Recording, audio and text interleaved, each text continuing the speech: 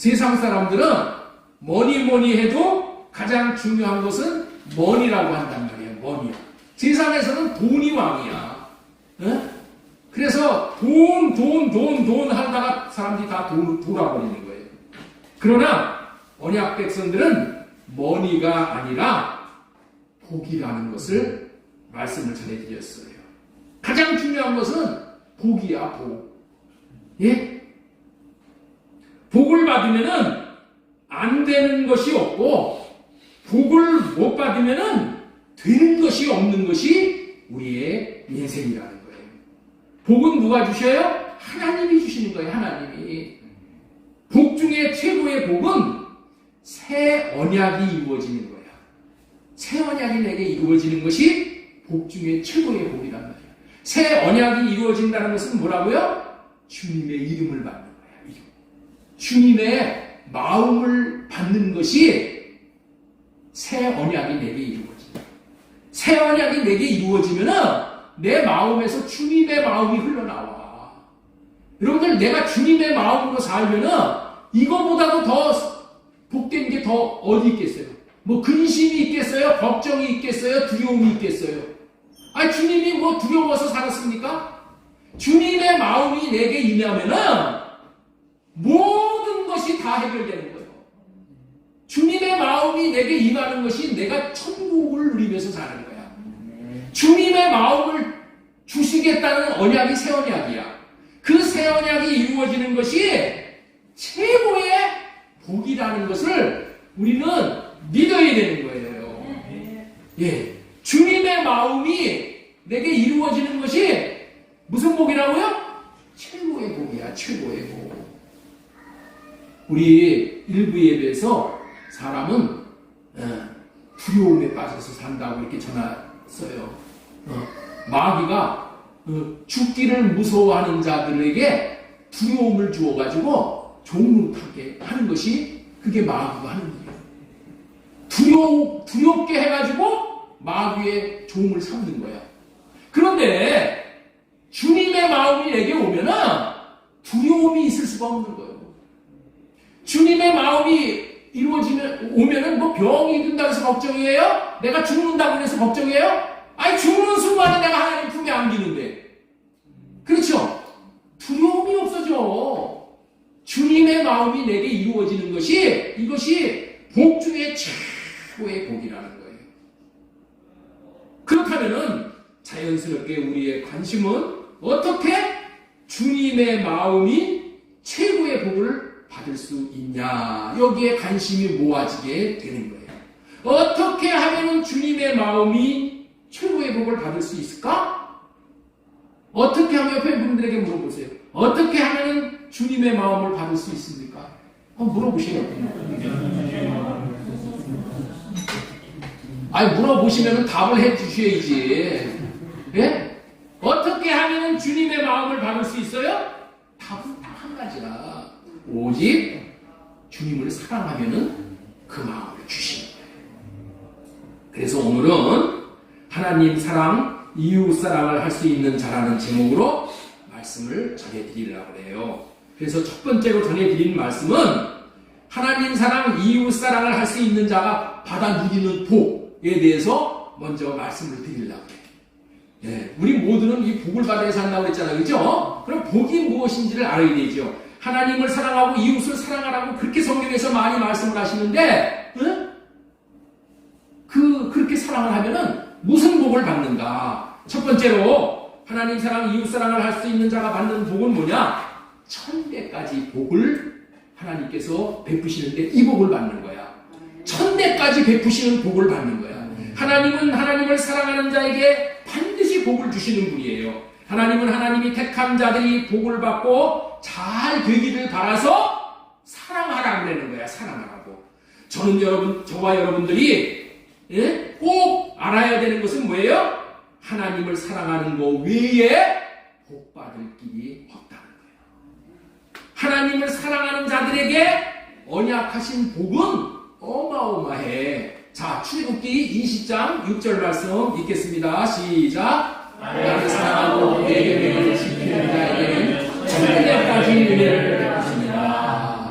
신명기 10장 9절에도 그런 말씀이 있어요. 그런즉 너는 알라 오직 내 하나님 여호와는 하나님이시니 또 신실하신 하나님이라 그를 사랑하고 그의 계명을 지키는 자에게는 천대까지 그의 언약을 이행하시며 인애를 베푸시되. 하나님을 사랑하는 자에게는 하나님이 주시는 복이 어떤 복이라고요? 천대까지 복을 주신단 말이야. 하나님은 아무에게나 천대까지 복을 주신다는 말을 쓰시지 않으셔. 그러나 사랑하는 자들에게 이 복을 주시겠다고 약속을 하고 있는 거예요.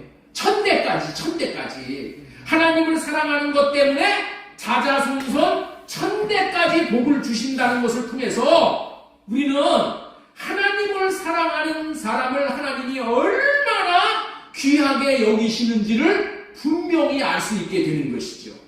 여러분들 한 세대를 통상 30년이라고 봐. 그러면은 이 30년이 한 세대인데 이 1000대까지 따지면 어떻게 돼요? 30 곱하기 1000 하면은 3만 년이야. 3만 년. 3만 년을 복이 내려가게 해주신대. 하나님을 사랑하는 자에게 내려주시는 복이 3만 년이 지속되게 해주신다는 것은 뭐예요? 영원히 복을 주신다. 그런 의미죠. 그렇다면은 왜 하나님은 이런 놀라운 복을 하나님을 사랑하는 자에게 주시고자 하는 것이겠냐는 거예요. 그 담겨진 의미가 무엇이냐는 거예요. 만약에 하나님을 사랑하는 사람, 제가 하나님을 사랑하는데 내 자식이 큰 불행을 당했다거나, 내 자식이 큰 불행을 당했다거나 만약에 지옥에 간다면은 제가 얼마나 슬퍼하게 되고 고통스럽게 되겠어요. 그렇죠? 내 자식이 고통당하고 망하는 것을 보면은 내가 얼마나 슬퍼해. 그래서 하나님을 사랑하는 자들에게 그런 고통을 허락하시지 않는다는 거야. 하나님을 사랑하는 자에게 그런 고통을 당하지 않게 하신다는 거야. 그러면은 하나님을 사랑하는 자에게 그런 고통을 당하게 하시지 않으려면 어떻게 돼? 하나님이 자식들을 잘 되게 해주셔야 되는 거야. 그렇죠? 자식들이 잘 되고 성공하는 모습을 본다면은 부모의 입장에서 얼마나 기쁘고 행복해. 응? 하나님을 사랑하는 자들을 행복하게 하고 기쁘게 하고 정말 일평생을 성공하게 하기 위해서 자녀들을 축복을 한다니까. 자녀들을. 그게 하나님의 마음이라는 거예요. 성경에 이런 예가 다윗 왕과 솔로몬 왕 이야기예요. 솔로몬이 말년에 우상 숭배를 하였어. 하나님 앞에 가장 큰 죄가 우상 숭배잖아요. 그런 죄를 범했음에도 불구하고 하나님은 솔로몬 시대에는 나라가 둘로 갈라지게 안 했어. 왜 그랬어요? 다윗 왕이, 솔로몬의 아버지 다윗 왕이 하나님을 사랑하는 사람이에요. 하나님을 사랑하는 사람이기 때문에 그 아버지의 복을 솔로몬이 독특히 봤다는 얘기야.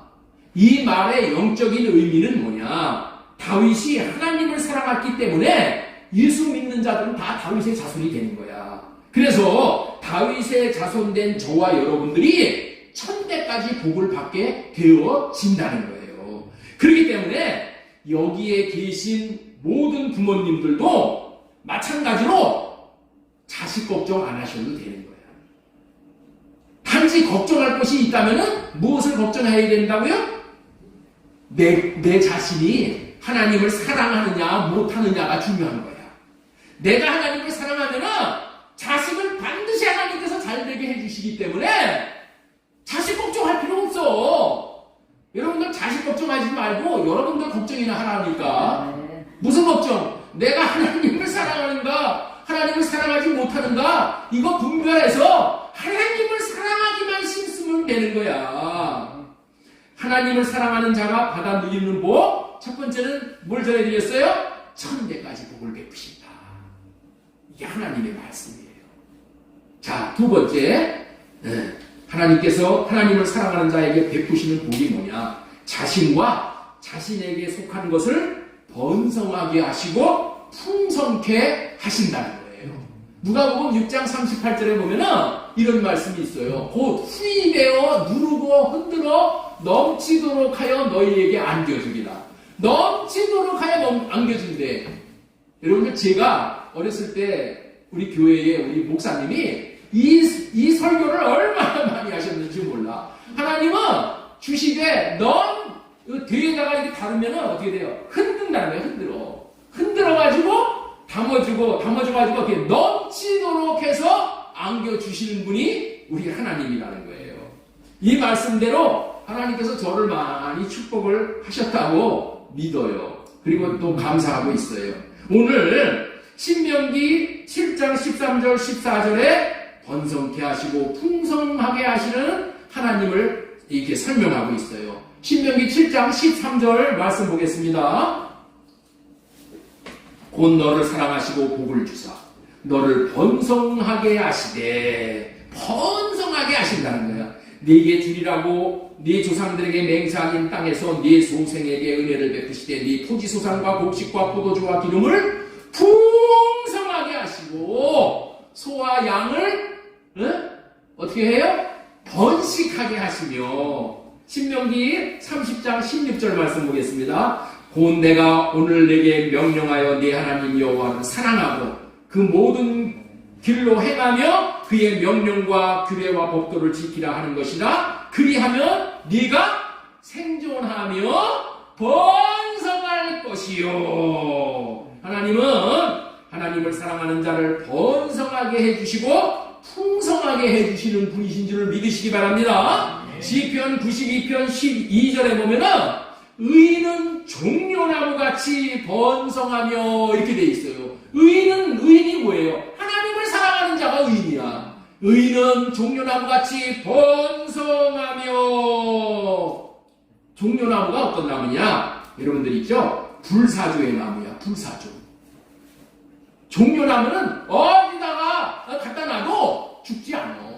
불사조야. 불사조가 다시 살아오는 세를 얘기하잖아요. 그렇죠? 이 종려나무가 어떠한 가뭄이 오더라도 여러분들 있죠? 그 가뭄에 죽지 않아. 그래가지고 이 종려나무는 가뭄을 딛고 일어나고 번성하게 해서 되어져서 반드시 열매를 맺는다. 그게 야자수 열매야. 야자수 열매 얼마나 단지 몰라요. 예? 그리고 레바논의 백향목과 같이 성장시켜 주신대. 레바논의 백향목과 같이. 응?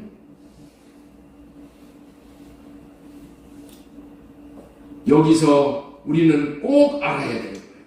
아무리 가뭄이 찾아와도 어려워도 살아남아서 반드시 번성하게 하시고 열매를 맺게 하시는 하나님이 우리 하나님이에요. 어떤 자에게? 하나님을 사랑하는 자에게. 여러분들, 환경이 문제가 아닌 것을 아셔야 됩니다.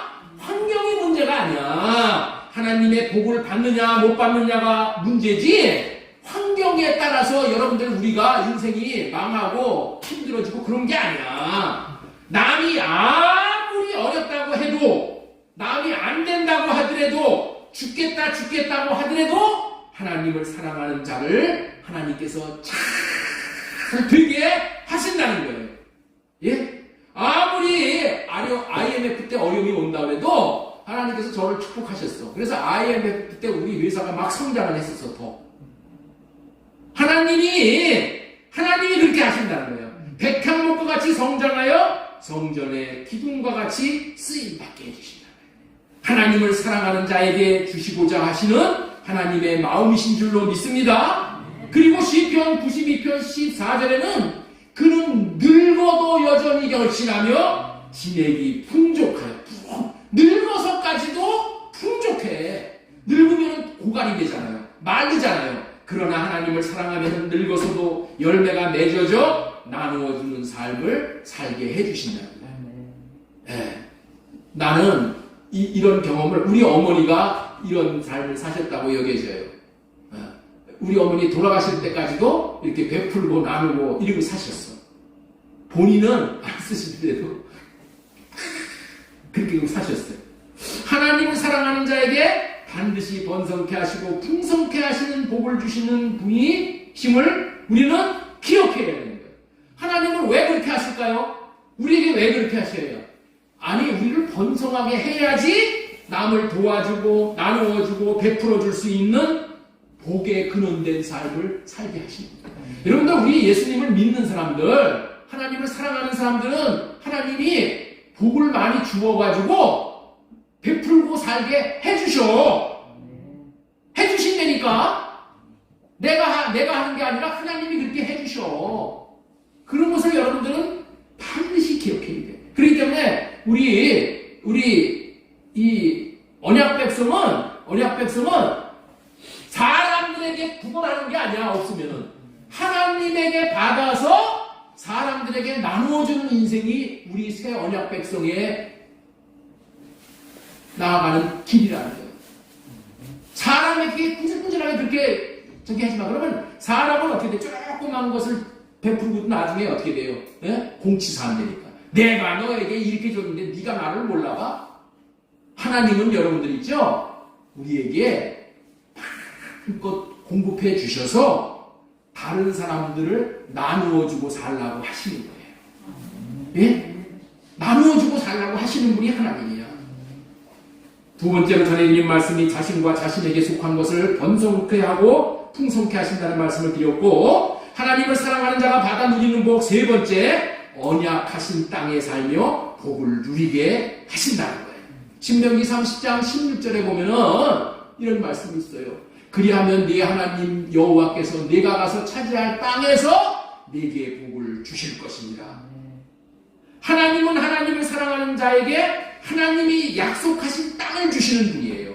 사랑하는 자에게 생각하지도 꿈꾸지도 못한 복을 주시는데, 그것은 우리가 그리스도 안에 있을 때, 교회 안에 있을 때 하나님이 주신 땅 위에서 머무를 때에 하나님이 주시는 거야. 차지할 땅에서 그런 복을 주시는 거야. 이해가 되셔요?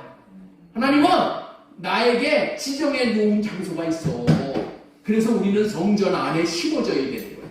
성전 안에 심어졌을 때 종려나무 같이 번성하고 백향목과 같이 성장하는 그런 복을 주시는 거예요.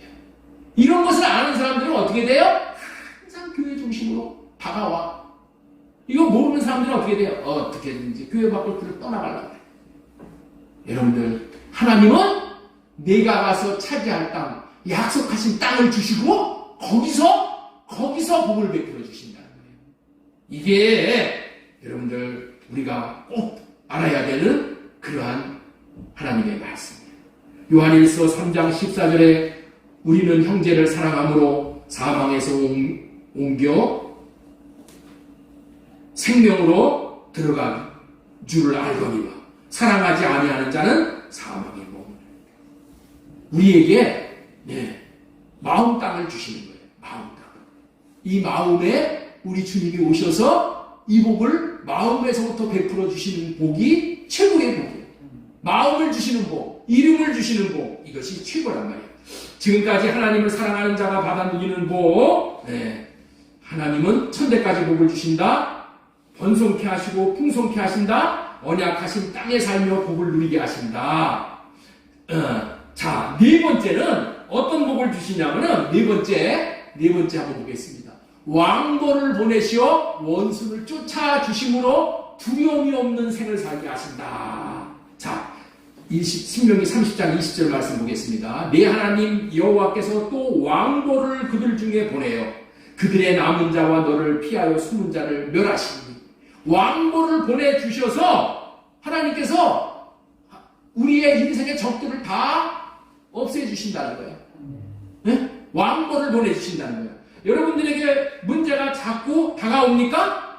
하나님을 더욱 사랑하시면은 하나님이 뭐를 보내주신다고요? 왕보를 보내주셔서 문제가 떠나가게 해주시는 거야.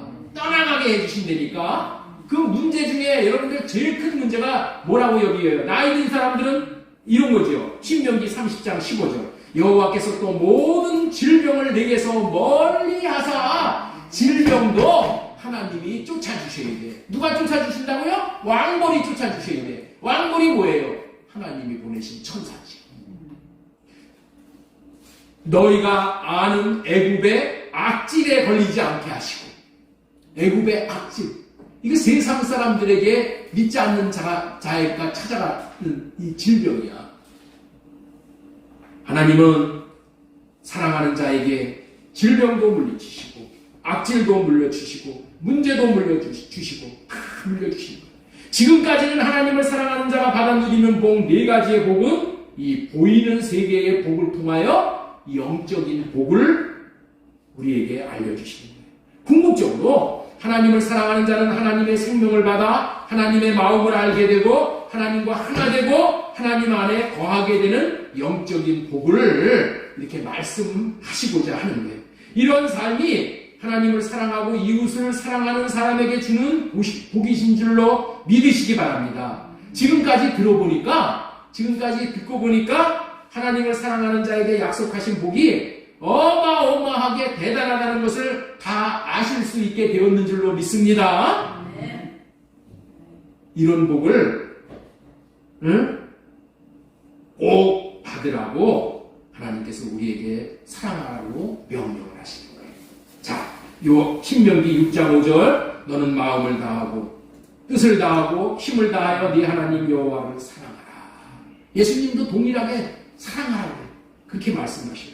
이제 하나님을 사랑하는 자를 하나님이 어떻게 대우하시는지 다 아시게 되었죠? 옆 사람에게 다시 한번 물어보세요. 하나님을 사랑하는 자를 어떻게 대우하셨는지 아셨죠?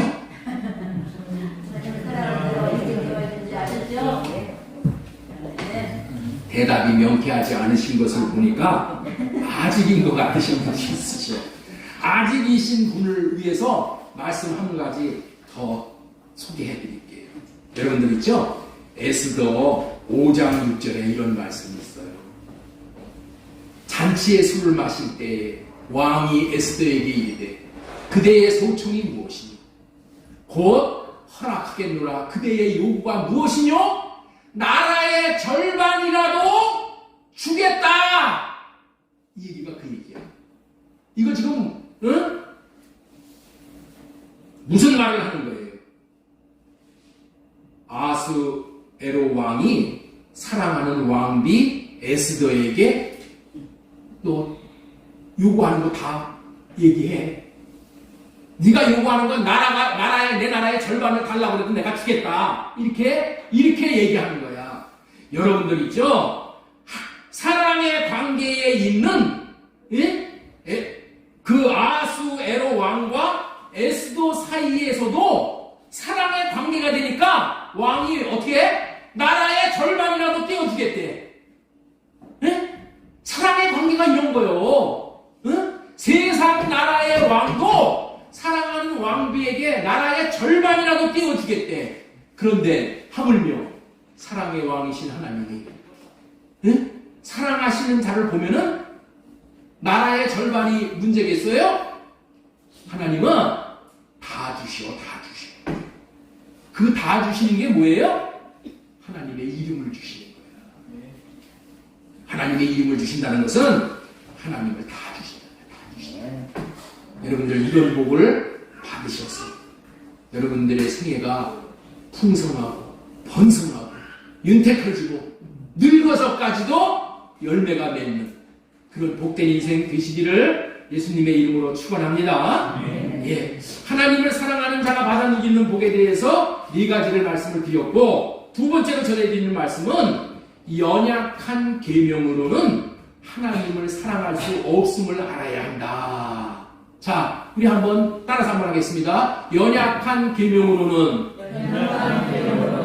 하나님을 사랑할 수 없음을 알아야 한다. 우리가 사랑해야 이런 복을 받는데 문제는 뭐냐? 연약한 계명으로 사는 사람들은 이런 놀라운 복을 받을 수 없다는 거야.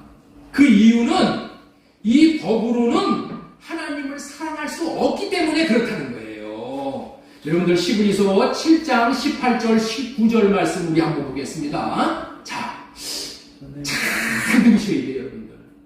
이 말씀을 잘 들으셔야 돼요. 전에 있던 계명은 연약하고 무익함으로 패하고, 뭐 하기 때문에 패한다고요? 연약하고 무익함으로 패하고, 율법은 아무것도 온전하게 못할지라 이렇게 되어 있는 거예요. 이 말씀의 의미는 인생들이 하나님을 사랑하지 못하고 이웃을 사랑하지 못한 원인이 첫 번째로 주신 율법 때문이라고 하는 거야. 첫 번째로 주신 이 모세 율법 때문에 하나님을 사랑하고 이웃을 사랑하지 못한다는 거예요. 그래서 사랑하지 못하게 하는 무익한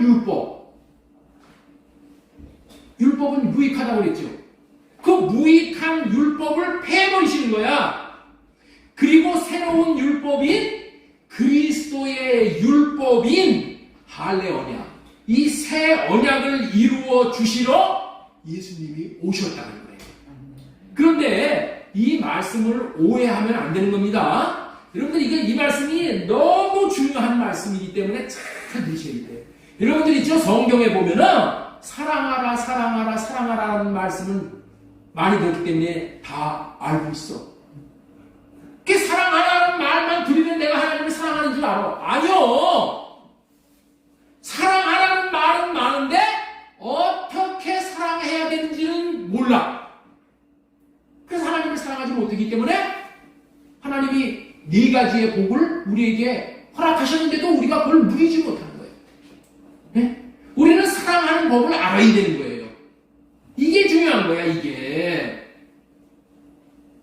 사랑하지 못하게 하는 무익한 율법은 폐하고 새로운 율법인 그리스도의 율법인 할례 언약, 새 언약을 이루어 주시러 예수님이 오셨다는 거예요. 그런데 이 말씀을 오해하면 안 된다는 거예요. 율법이 잘못되었다 그런 말이 아니야. 응?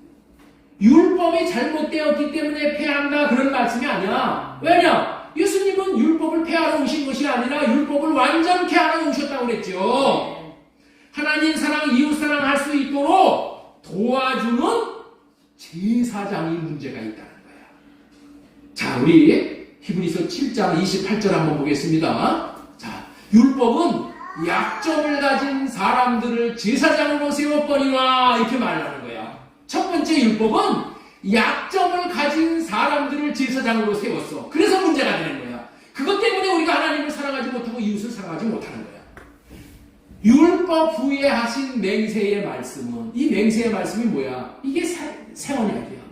율법 후에 하신 맹세의 말씀은 영원히 온전하게 되신 아들을 세웠다는 거야. 아들을 뭘로 세웠어요? 제사장으로 세웠다는 거야.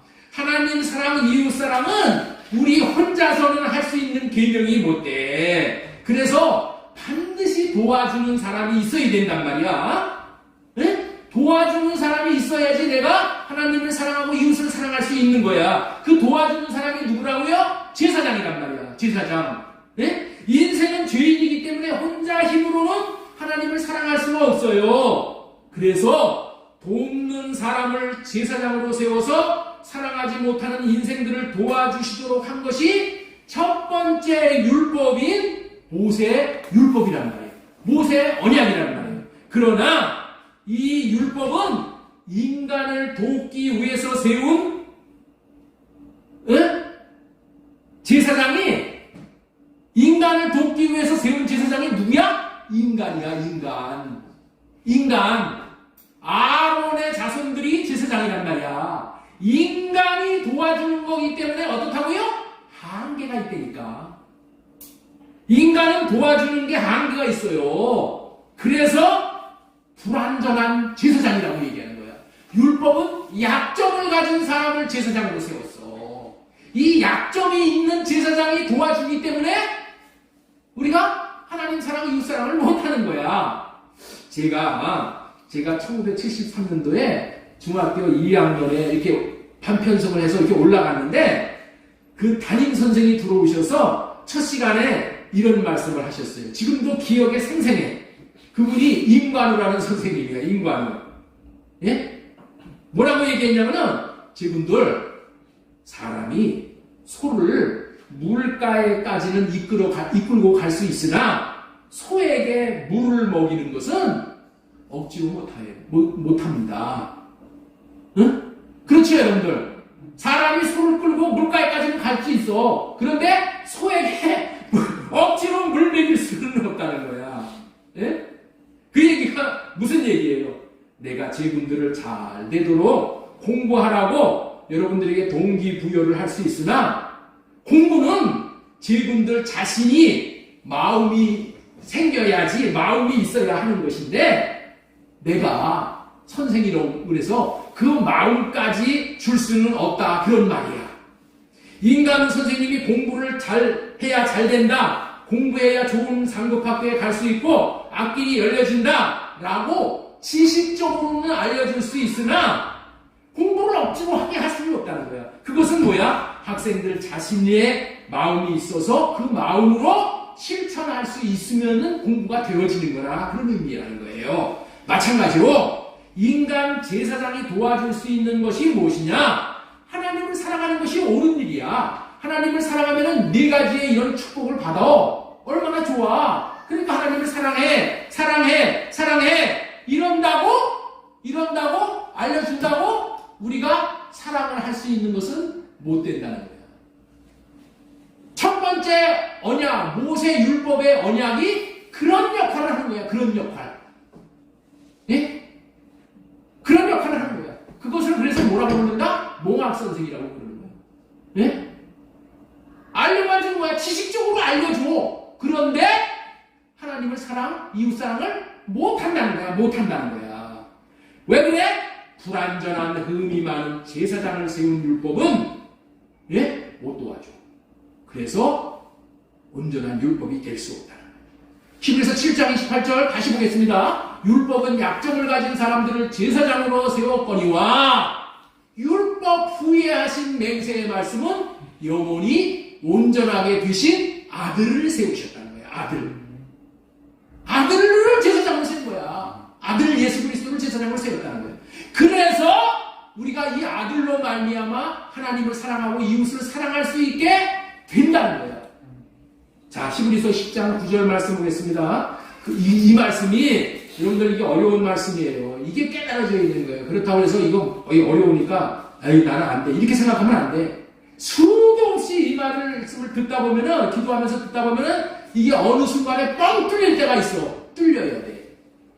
그 후에 말씀하시기를 보시옵소서 내가 하나님의 뜻을 행하라고 하나이다 하셨으니 그 첫째 것은 패하시면 둘째 것을 세우려 하십니다. 그 첫째 것이 뭐예요? 첫째 것이 모세율법이야.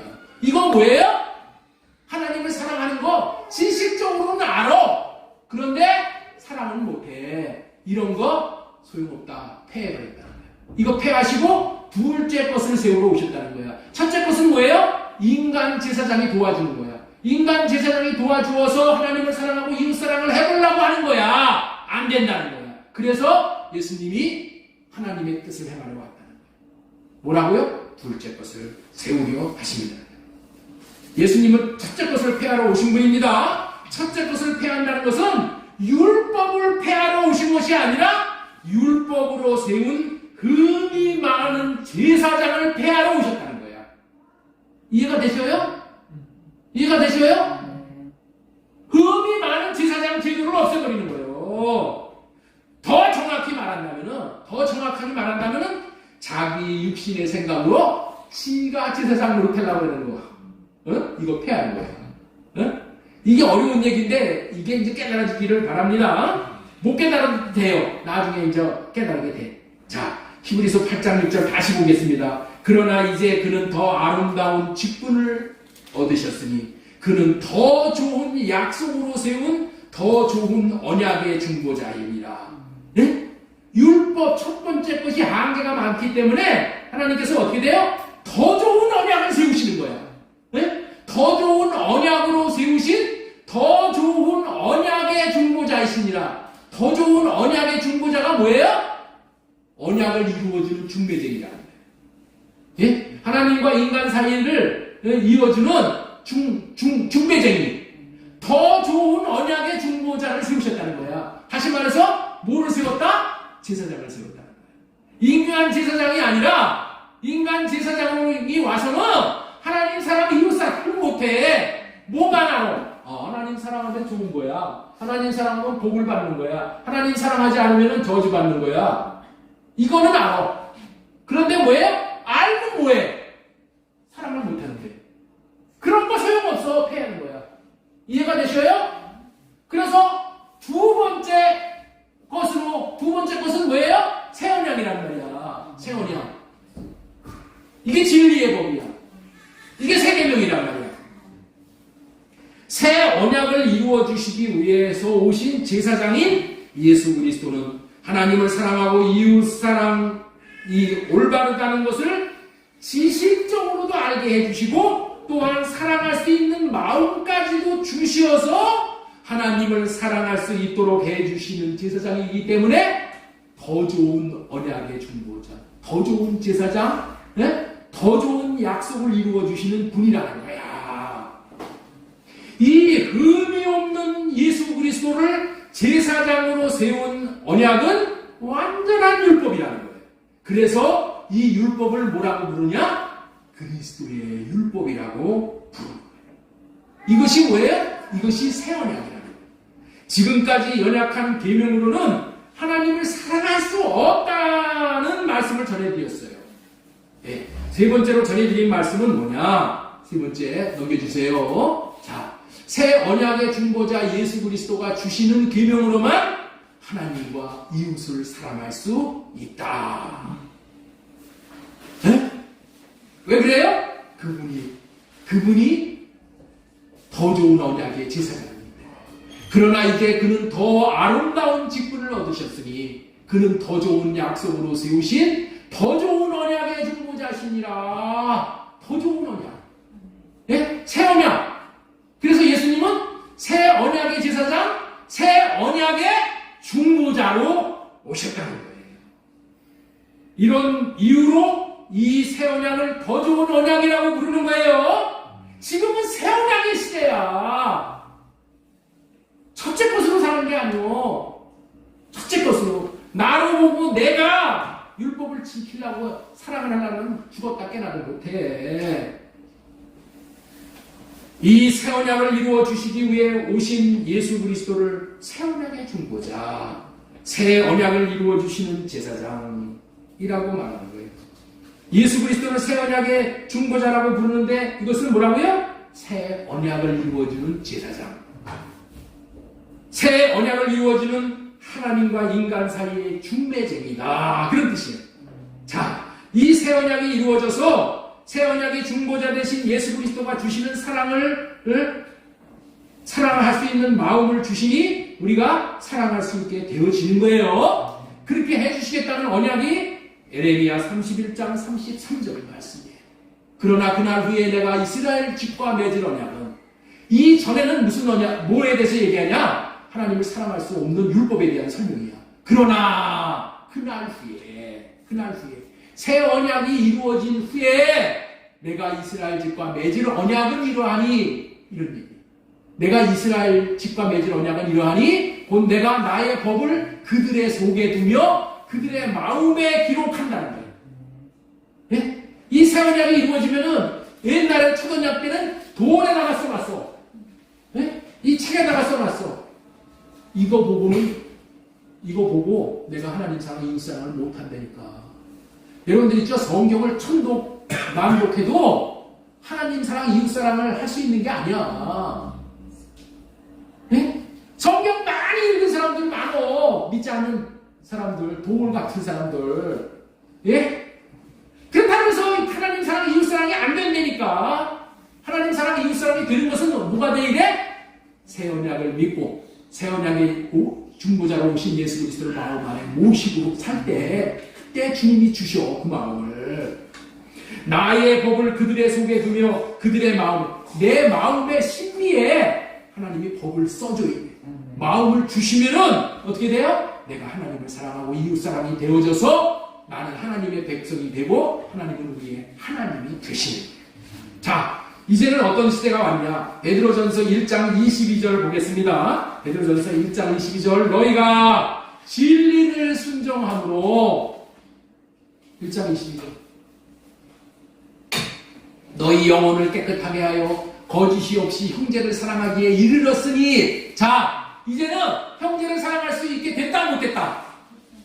형제를 사랑할 수 있게 되었다는 거야. 어떻게 해서 되었어요? 새 언약이 이루어진 거야. 너희가 진리를 순종한다는 얘기가 진리의 법을 순종한다는 거야. 진리의 법이 새 언약이야. 네? 그래서 이제는 사랑할 수 있게 되었으니 주님의 마음을 구해서 주님의 마음으로 사랑할 수 있는 시대가 되었으니 이제 마음껏 사랑하라는 거예요. 마음껏. 진리의 법으로 사랑하면은 사랑할 수 있게 되어지는 거예요. 아무리 꼴보기 싫은 사람이라고 해도 아무리 원수받던 남편이라도 진리의 법으로 주님이 주시는 마음으로 사랑이 되어지는 거예요. 아니 사랑이 되어지게 해주신다니까. 내가 하려고 하는 게 아니라 진리의 법이 뭐라고 했어요? 진리의 법 여기 주보에 보면 여기 다 나와요. 여기 써놨습니다. 너무 중요하기 때문에 여기 알림광장 밑에 여기 보세요.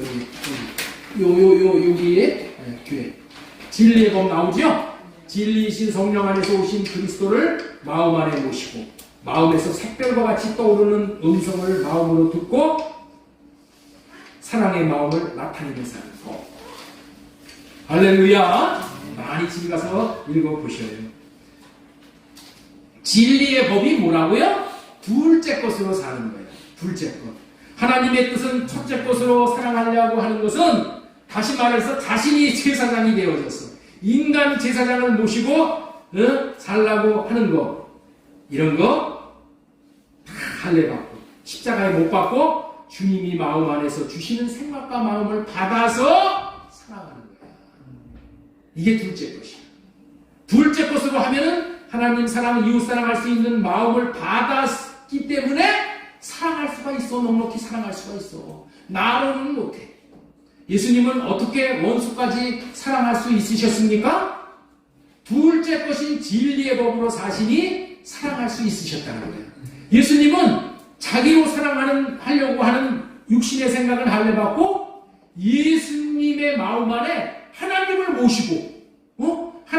모시고 하나님이 주시는 마음을 받아서 그 마음을 나타냈더니 원수가 사랑이 되어지는 거예요.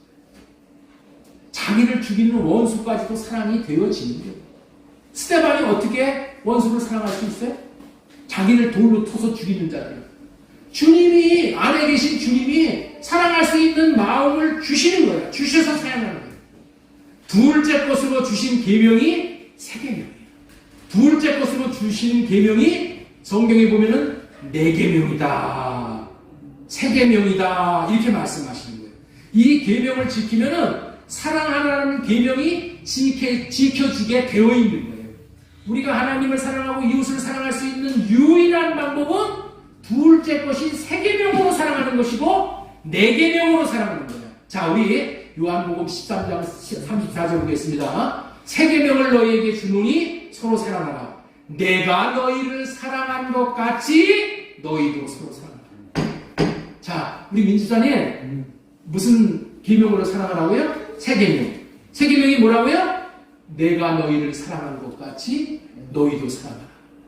예수님이 우리를 어떻게 사랑했어요? 예수님이 우리를 어떻게 사랑했어요? 죽기까지 사랑했어요? 그러면 여러분들이 그렇게 죽기까지 사랑하라는 그 계명을 여러분들이 순종할 수 있어요? 그렇게 받아들이니까 이 말씀을 나한테 이루어지게 못합니다. 내가 너희를 사랑한 것 같이, 예? 결론은 죽기까지야 그게. 근데 어떻게 죽기까지 사랑할 수 있어? 내가 너희를 사랑한 것 같이 사랑. 예수님이 우리를 어떻게 사랑했냐? 예수님의 생각으로 사랑한 것이 아니라 예수님 안에 하나님을 모시고 살았어. 모시고. 하나님을 예수님 안에 모시니까 하나님이 예수님에게 사랑할 수 있는 마음을 주셨어. 그래서 예수님은 하나님에게서부터 사랑할 수 있는 마음을 받아서 원수까지 사랑할 수 있는 마음을 받으니까 십자가에서 죽기까지 사랑을 할 수가 있으셨던 거예요. 이것이 세 계명이야. 세 계명을 너희에게 주노니 내가 너희를 사랑한 것 같이 너희도 서로 사랑하라. 내가 너희를 사랑한 것 같이 사랑해야 돼. 예수님이 우리를 사랑한 것 같이 사랑해야 돼. 십자가에서 죽기까지 나를 사랑하셨으니 나도 십자가에서 죽기까지 나를 사랑해야지. 우리 아내를 사랑해야지. 남편을 사랑해야지. 그렇게 사랑하면은 3-4번 하면 끝나. 3번은 그렇게 할 수 있어. 예수님이 내 안에 계셔서 예수님이 주시는 마음을 받아서 사랑하는 것이 이것이 사랑할 수 있게 되어지는 거예요. 주님은 마음 안에 계신 하나님이 주시는 마음을 받으니 사랑할 수 있으셨던 거예요. 예? 사랑할 수 있으셨던 거예요. 그것이 세 계명이고 그 다음에 요한복음 15장 12절에는 그것이 뭐예요? 네 계명이야. 네 계명. 네 계명을 곧 네 계명은 곧 내가 너희를 사랑한 것 같이 너희도 서로 사랑하라. 예수님이 우리를 어떻게 사랑하셨어요? 마음 안에 하나님이 주시는 마음을 받아서 사랑하였단 말이에요. 사랑할 수 없는 첫째 것은 패하고 사랑할 수 있는 둘째 것을 세우셨다는 거예요. 주님이 주신 마음을 받아 사랑할 수 있게 해 주신다는 언약이 둘째 언약이고 새 언약이고 할례 언약이란데 이것이 이루어져야지 우리가 사랑할 수 있게 되어지는 거예요. 지금까지는 새 언약의 중보자 예수 그리스도가 주시는 계명으로만 계명이라는 거예요. 주님이 주시는 마음으로만 하나님과 이웃을 사랑할 수 있다. 이 말씀을 전해드렸어요. 자, 그 다음에 네 번째로 전해드리는 말씀은 오늘 시간이 없어서 네 번째까지만 해야 될 것 같네요. 자, 자신 마음 안에 성전을 지어야만 사랑이 가능하다는 거예요. 예? 내 마음에 성전이 지어져야지만 사랑을 할 수가 있는 거야. 자, 잘 들어보세요. 잘 들어보세요. 잘 들어보세요. 그것이 요한일서 4장 24절 4절. 그의 계명을 지키는 자는 주 안에 거하고 주는 그의 안에 거하시나니 이렇게 말씀을 하고 계셔요. 예? 이 말씀이 이 본문의 말씀이잖아요. 이것이 하나님 사랑, 이웃 사랑 할 수 있는 원리를 제공해 주시는 교과서와 같은 그런 말씀이에요. 여러분들 이 말씀에 대해서 잘 깨달아야 돼. 하나님 사랑, 이웃 사랑하는 계명을 지킬 수 있는 자가 어떤 자냐?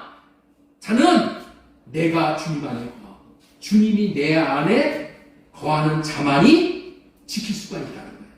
내가 주님 안에, 주님이 내 안에 계실 때 가능하다는 거야. 이 말을 다른 말로 말하면은 주님은 나의 머리시고 나는 주님의 몸이 되어진 상태. 이 몸된 교회가 되어진 상태.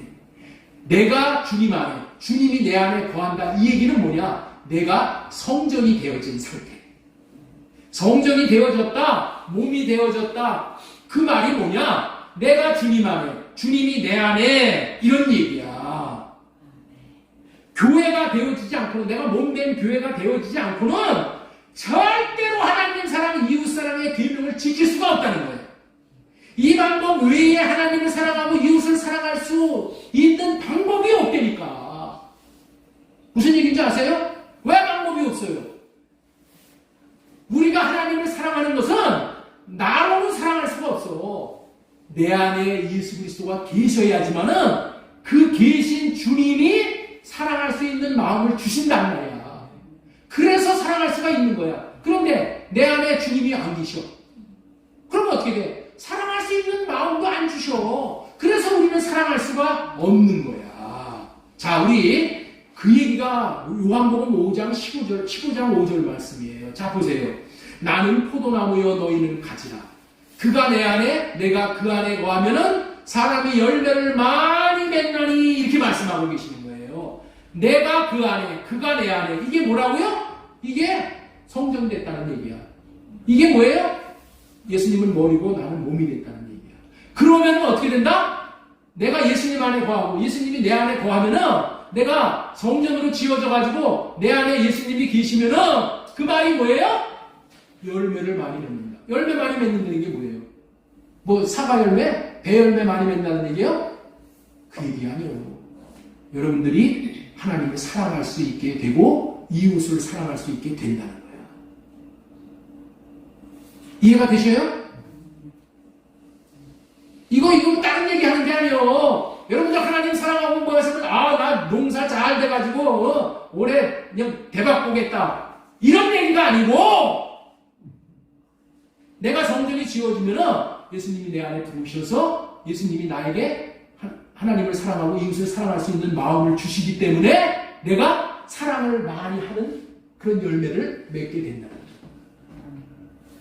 나를 떠나서는 너희가 아무것도 할 수 없다. 이 얘기가 뭐예요? 성전으로 지어지지 않고는 절대로 하나님을 사랑하고 이웃을 사랑할 수 없다는 얘기예요. 내가 주님의 집이 되어져서 내 안에 주님이 계시고 주님이 내 안에 계시고 내가 주님 안에 계시고 지난주에 왜 결혼을 해야 되느냐? 왜 결혼을 해야 되느냐? 그 말씀을 전해드렸죠? 왜 결혼을 해야 돼? 결혼해서 서로 사랑함으로 영광스러운 교회로 지어지기 위해서라고 그랬죠. 결혼을 해야 되는 이유가 뭐라고요? 서로 둘이서 사랑을 해야지 교회가 지어진다니까. 교회 지라고, 교회 여러분들 성전 지라고 결혼을 하라는 거예요. 그렇기 때문에 내 파트너가 없으면, 원수 같은 파트너가 없으면 나는 교회로 지어질 수가 없어. 그러니까 내 파트너, 원수 같은 아내지만, 원수 같은 남편이지만은 그 남편, 그 아내를 주신 하나님을 찬양하고 하나님 앞에 감사해야 되는 거예요. 왜? 그런 아내가 없으면 내가 사랑할 대상이 없어서 내가 교회로 치워질 수가 없다니까. 이해가 되세요? 교회로 내가 지어져야지만은, 성령으로 지어져야지만은 하나님께서 내 안에 이름을 주신다니까? 마음을 주신다니까? 그래서 그 마음으로 하나님도 사랑하고 원수도 사랑하고 다 사랑할 수가 있게 되는 거야. 그러니까 내가 교회가 되지 않으면은 절대로 하나님을 사랑하고 이웃을 사랑하려는 생각을 말아버리는 거예요. 하나님을 사랑하는 것은 자신의 마음 안에 계신 주님이 사랑할 수 있는 마음을 주시지 않으면은 절대로 사랑 못한다니까.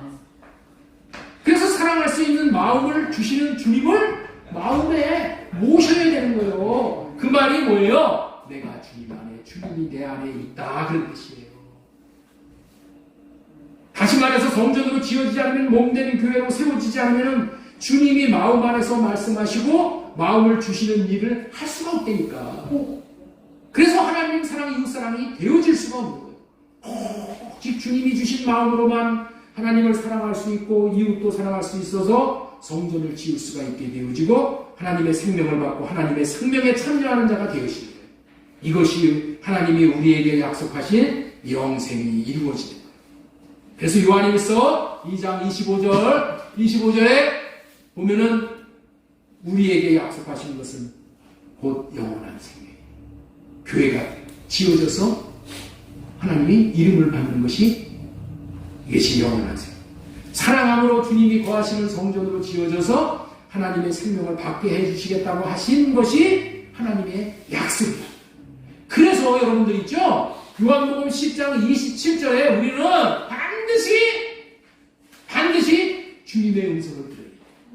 내 양은 내 음성을 들으며 나는 그들을 알며 그들은 나를 따르느니라. 여러분 음성을 듣는다는 게 뭐예요? 내 안에 계신 주님의 마음을 받는다는 거예요. 이런 자가 어떻게 된다고요? 영생을 그들에게 준대. 내가 그들에게 음성 듣고 따르는 자에게 영생을 주는 이렇게 말합니다.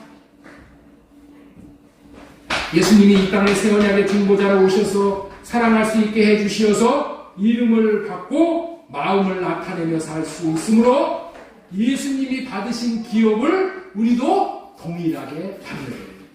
사랑함으로 인해 성전이 이루어져 성전 안에 예수님의 이름을 두실 수가 있게 되는 겁니다. 그렇기 때문에 우리도 예수님과 같이 살 수 있어요. 예수님은 어떻게 사셨다고요? 하나님을 모시는 성전으로 예수님이 지어져서 마음 안에 하나님의 이름을 모시고 이름이 뭐라고 했어요? 마음이라고 했죠. 그 마음을 나타내는 삶을 사시니까 사랑이 되어지는 거예요. 용서가 되어지는 거예요. 인내가 되어지는 거예요. 끝까지 70번씩 70번이라도 참 그 인내하고 용서가 되어지는 거예요. 예수님과 같이 살 수 있는 유일한 길은 예수님 안에 내 안에 예수님이 사시는 거예요.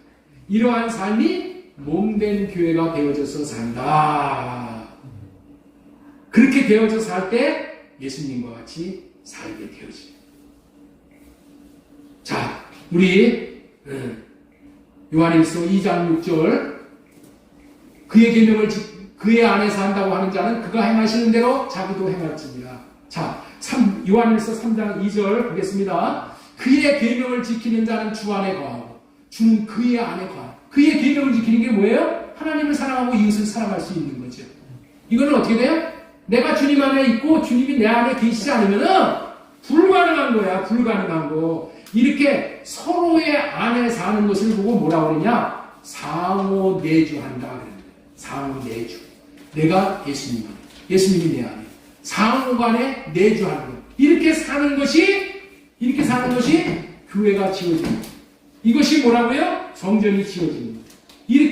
이렇게 되어야지만은 사랑할 수가 있게 됩니다. 사랑할 수 있는 유일한 길은 이 방법 외에는 없어. 왜 우리가 하나님을 사랑하지 못하고 이웃을 사랑하지 못해요? 왜 이렇게 지금 말들이 많아요? 왜 말이 많아요? 교회가 안 됐기 때문에 그런 거예요. 성전이 안 됐기 때문에 그런 거예요. 이름을 못 받았기 때문에 그래요. 마음을 못 받았기 때문에 그래요.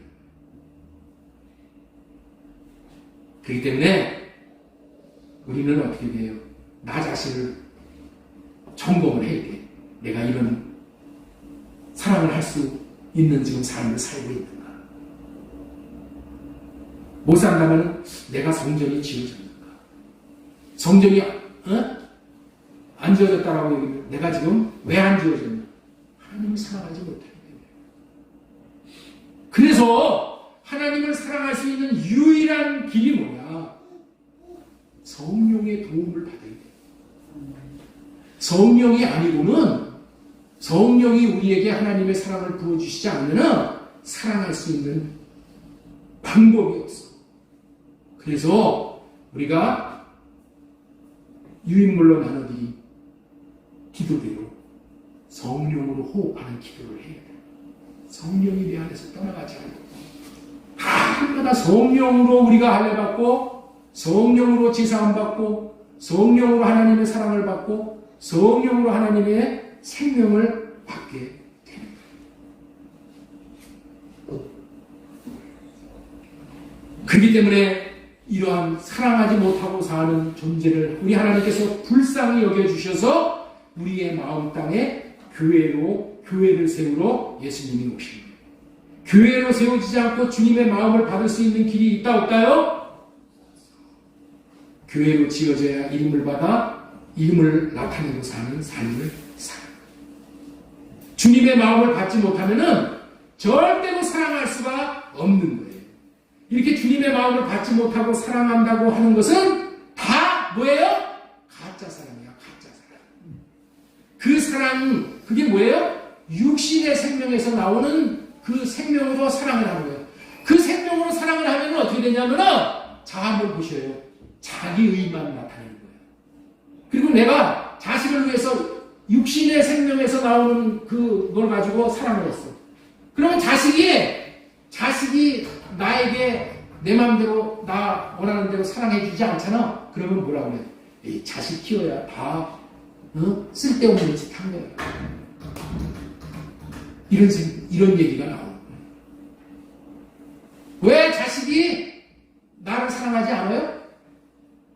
자식이 나를 사랑하지 않는 이유가 뭐예요? 네? 오래간만에 우리 하집사님 오셨으니까 한번 대답해 보세요. 자식이 왜 나를 사랑하지 않아요?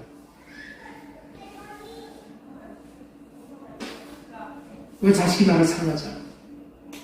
내가 그렇게 돈을 주고 내가 그렇게 학비를 내주고 자식을 위해서 내가 모든 것을 희생했는데 왜 자식이 그 내 마음을 몰라보고 사랑하지 않아? 왜 사랑하지 않아? 유일한 것은 뭐냐? 자식이 나를 사랑할 수 있는 유일한 길은 뭐예요? 그 자식의 마음에 성전이 지어져서 그 자식의 마음에 하나님의 사랑이 부어져야 돼. 하나님의 사랑이 있어야지 부모도 사랑하고 원수도 사랑하고 사랑해. 자식의 마음에 하나님의 마음이 없으면은 말짱 도루묵이요. 나도 못하는 거 자식이 어떻게 사랑해? 나도 우리 부모를 사랑 못했는데 내 자식이 나를 사랑해요? 못해. 내가 왜 우리 부모를 못 사랑해? 내 마음에 하나님의 사랑이 부어지면은 우리 어머니도 넉넉하게 사랑할 수 있었어. 그런데 내가 그걸 못했기 때문에 맨날 죄책감이 많이 찾아오는 거야. 죄책감에 빠지지 않고 후회로운 인생을 살지 않기 위해서 우리가 성전으로 빨리 지어져서 주님의 이름을 받고 주님의 이름을 나타내고 사는 삶을 살면은 후회가 없는 인생이 되어져요. 이렇게 해서 우리는 사랑하면서 살아야 돼. 하나님이 우리에게 원하시는 것은 네가 나를 사랑하느냐 이것만 원하신다니까. 우리가 하나님 앞에 무슨 헌금을 많이 갖다 바치고 뭐를 많이 갖다 이런 거 물론 사랑의 방편으로 그렇게 하는 것은 뭐 좋지만은 그거를 원하시는 게 아니고 내가 하나님을 과연 사랑하느냐 네가 나를 사랑하느냐 그거를 알기 원하신다니까. 그래서 확신 있는 삶을 살아야 된다는 말씀까지 들어야 되는데 시간이 지금 지나서 그 말씀은 다음 주에 전하기로 하려고 해요. 여러분들 우리가 가짜 거짓 신앙 체계에 빠져서 살았을 때까지 예수님을 믿으면은 다 되는 걸로 알았어. 예수님을 바로 믿으면은 다 돼. 그런데 바로 믿지도 않고 예수님을 믿는다는 것은 예수 그리스도가 내 안에 계시게 하는 거야. 내 안에 계셔서 내 안에서 예수님의 마음이 흘러나오도록 해주셔. 그게 우리의 살 길이 됩니까? 그것이 우리가 하나님을 사랑할 수 있는 유일한 길이에요.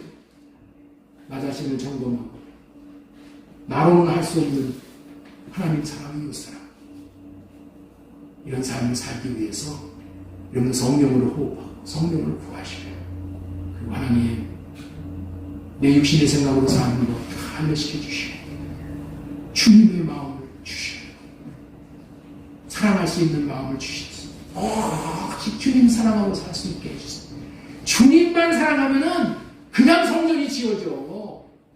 주님만 사랑하면 그러면 주님의 이름이 내 안에 들어오시니까 성령님이 바깥에서 역사하시는 성령님이 있고 내 안에서 내주하시면서 역사하시는 성령, 내주하시는 성령을 받아야 된다. 그게 이름을 받는다 그런 뜻입니다. 내주하시는 성령을 받았어. 그 이름을 나타내고 사는 복된 인생들 다 계시고 효도하시고 효도 받으시는 그런 인생 다 되시기를 주 예수님의 이름으로 축복합니다.